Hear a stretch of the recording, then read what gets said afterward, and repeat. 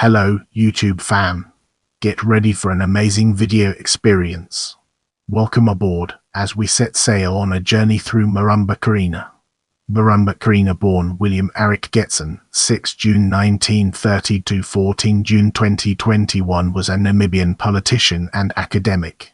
He was a co-founder of SWAPO, NUDO, and FCN, and the founder of a host of smaller political parties.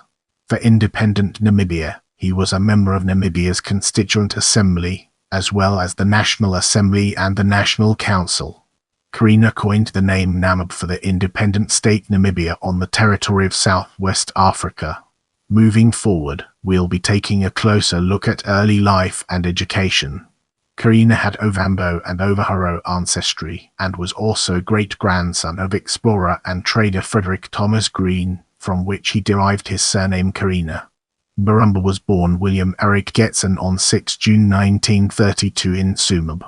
He grew up in Walvis Bay and went to school in Windhoek's old location, where he attended St. Barnabas Anglican Church School. While schooling, he came into contact with Reverend Michael Scott, who would later enable him to study in the United States, and to become one of the early petitioners to the United Nations. He went to the United States in 1953 and studied at Lincoln University in Pennsylvania. He graduated with a Bachelor of Arts in 1957. Kerina then became a graduate fellow at New School for Social Research, New York, and between 1960 and 1962 did at Payarn University in Bandung, Indonesia. While in Indonesia, Kerina got an audience with then-President Sukarno, who, according to Kerina, agitated him to find a better name for the territory of Southwest Africa whose independence he was fighting for. Kerina subsequently wrote an opinion piece in an Indonesian publication about a yet-to-be-created country Namib and its nationalist movement, Namibianism. The claim for Kerina to have coined the name Namib is widely recognized, while Sam Nujoma, Namibia's founding president, is more commonly credited with the name Namibia. Prepare yourself for an eye-opening discussion on early years as UN petitioner in the upcoming portion of this video. From 1956 onwards, Kerina was among the first petitioners to the United Nations for Namibian independence on behalf of the Hera Chiefs Council.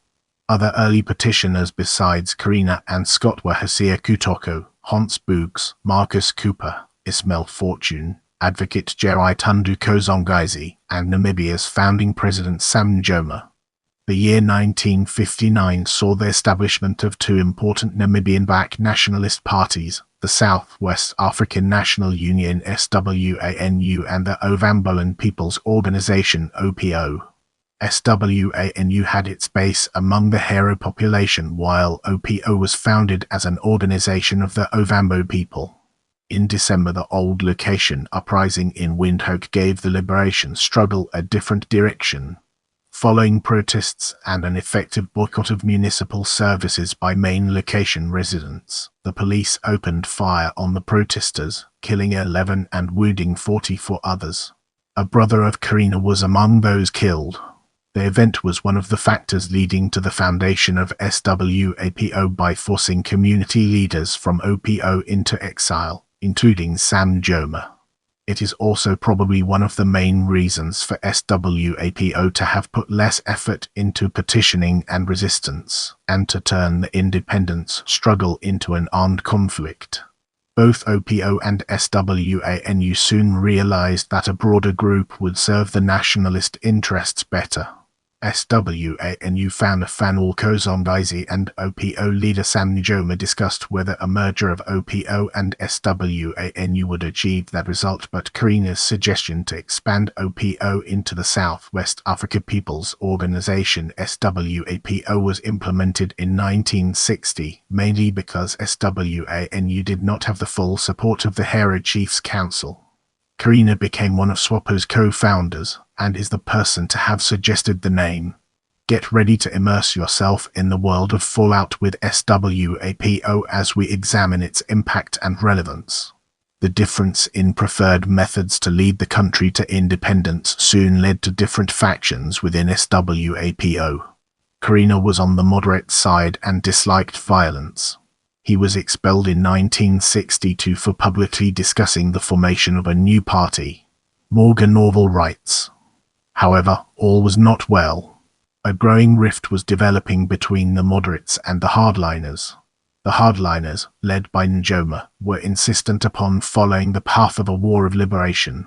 They looked with disdain on those seeking a political solution to the independence question in Namibia. In 1964, Kerina returned from the US for an unsuccessful attempt to enter Namibia.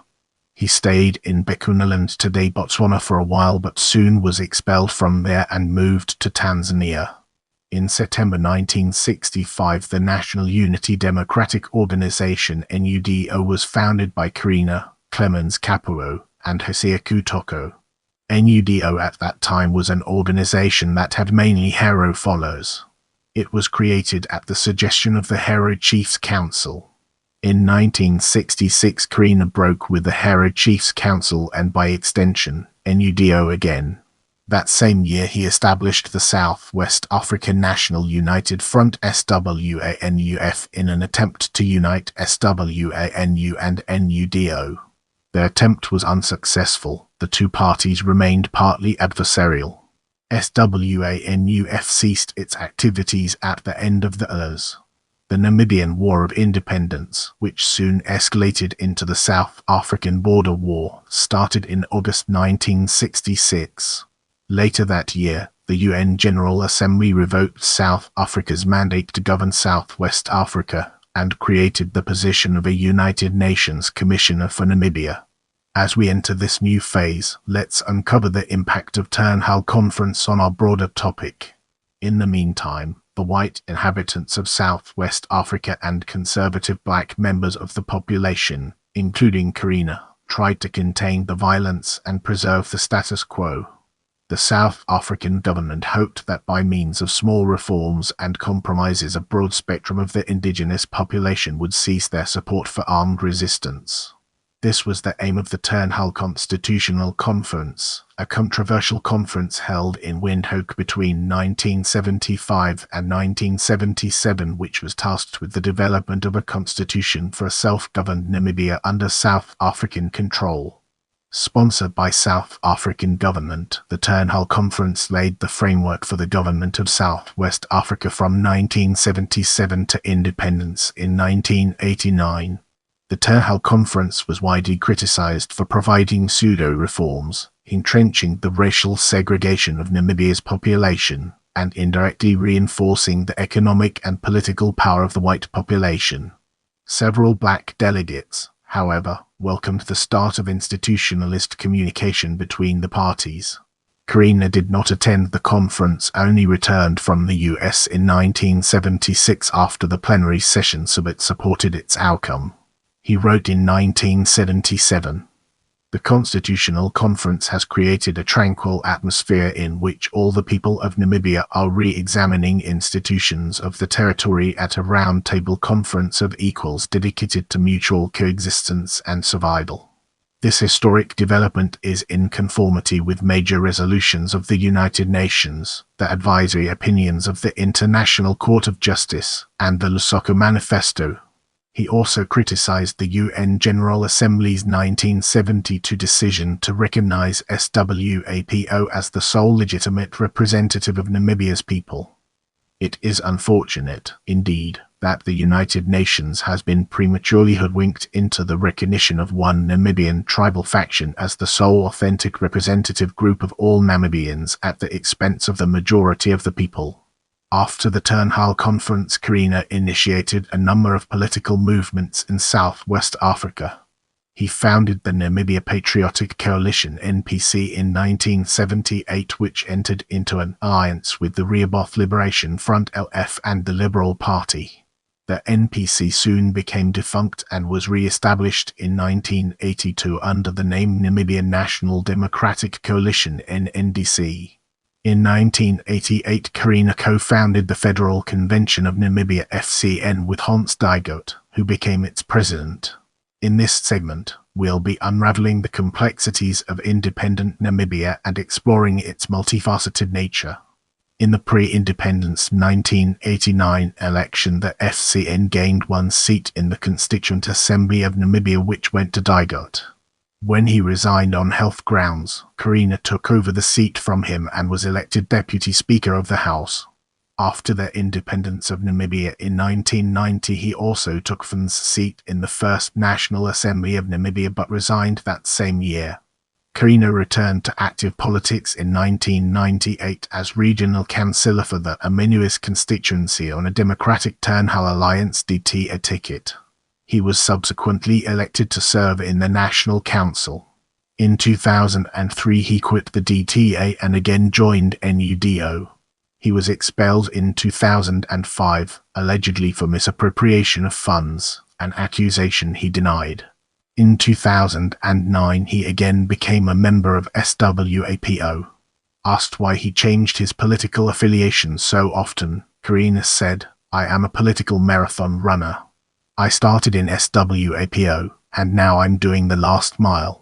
Now, we shift our focus to academia, a topic that deserves our attention." Between 1953 and Namibian independence in 1990, Kerina stayed in the United States but frequently visited Namibia for sustained periods. In the US he worked as an academic, holding both administrative and academic positions, often in parallel, at various institutions. Kerina held a lecturer position at New York City School of Visual Arts and an assistant and later associate professor position at the Brooklyn College of the City University of New York. Between 1982 and 1992, he worked as a consultant. Without further ado, let's move on to the topic of personal life and death. Kerina was married to Valhardin Kapuro Kerina. On 5 May 2017, he married Naomi Kikizawana. She died only 1 month later on 5 June 2017, at the age of 54. Kerina lived in Windhoek's Katutra suburb. In 2019, the city of Windhoek named former Bonhoeffer Street in the Central Business District after him in recognition of his role in the fight for Namibian independence. Kerina died due to COVID-19 in Windhoek on 14 June 2021. During the COVID-19 pandemic in Namibia. He was 89. Moving on to the next segment, we have literature. Kakari births, Kakari deaths, Kakari Brooklyn College faculty, Kakari deaths from the COVID-19 pandemic in Namibia, Kakari people, Kakari Income University, Pennsylvania, Army Kakari members of the National Assembly, Namibia, Kakari Namibian expatriates in the United States, Kakari Namibian people of British descent, Kakari people from Otis and Joppa region, Kakari SWAPO politicians, Kakari New School, Army Kakari Namibian expatriates in Indonesia. Don't forget to check out my other videos for more valuable content.